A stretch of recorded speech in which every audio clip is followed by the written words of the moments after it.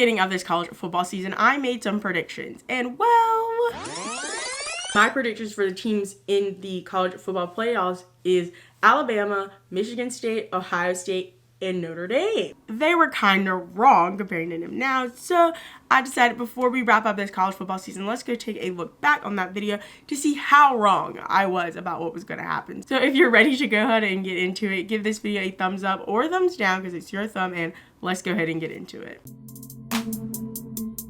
Before we even get started on this video, if you haven't watched the video I posted at the beginning of this college football season, I will have it linked here and in the description. Go check that out first so you know all the information before we get into this hot mess, which is what was I even thinking?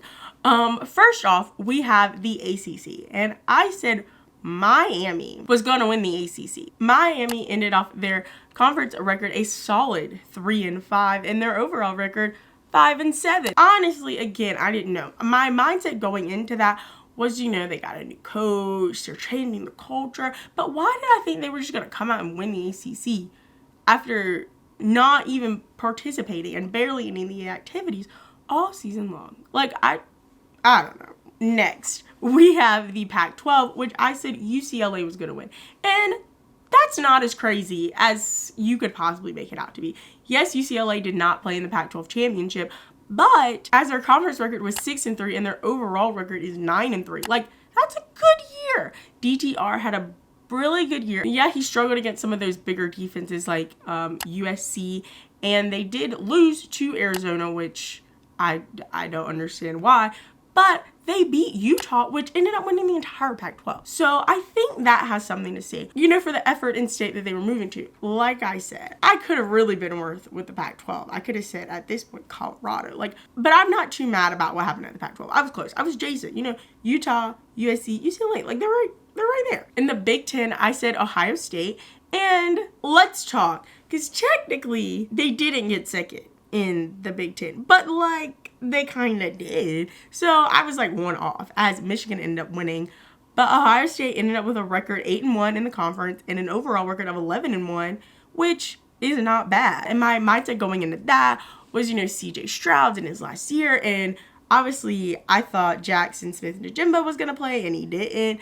But overall, Marvin Harrison Jr., one of the best seasons I've ever seen from a college football player, and he's coming back and probably going to have a really big college football playoff. I was wrong, but again, was I really wrong? And in the Big 12, I said the game was going to be between Oklahoma State and Oklahoma, as Oklahoma finished with an in-conference record of 4-5 and an overall record of 7-5, and then Oklahoma ended with an in-conference record of 3-6 and an overall record of 6-6.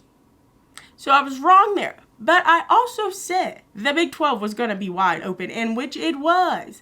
As who would have thought Kansas State was going to win coming off who knows what's happening quarterback situation?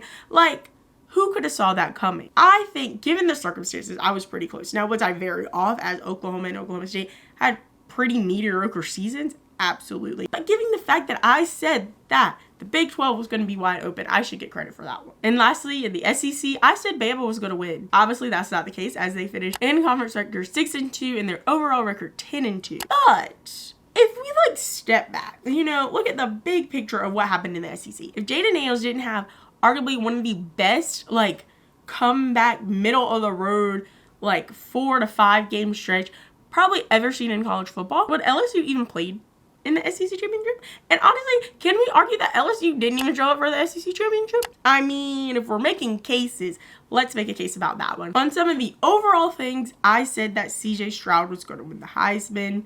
That didn't happen, as again, I thought he was robbed. Love Caleb Williams. Great quarterback. He had a great season. He just lost a few really tough games. And CJ Stroud should have won it this year, and Caleb Williams was getting it next year.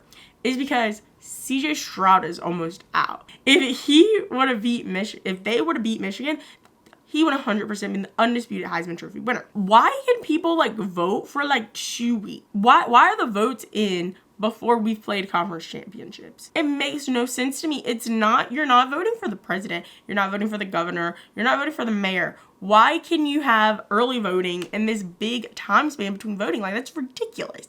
And it leads to, again, no fault to Caleb Williams, really good quarterback. I thought that the college football playoffs were going to be Bama, Ohio State, Michigan State, and Notre Dame. I have absolutely no excuse why I thought that. Like, I'm as shocked as you were when I looked back on the video and saw that's what I said.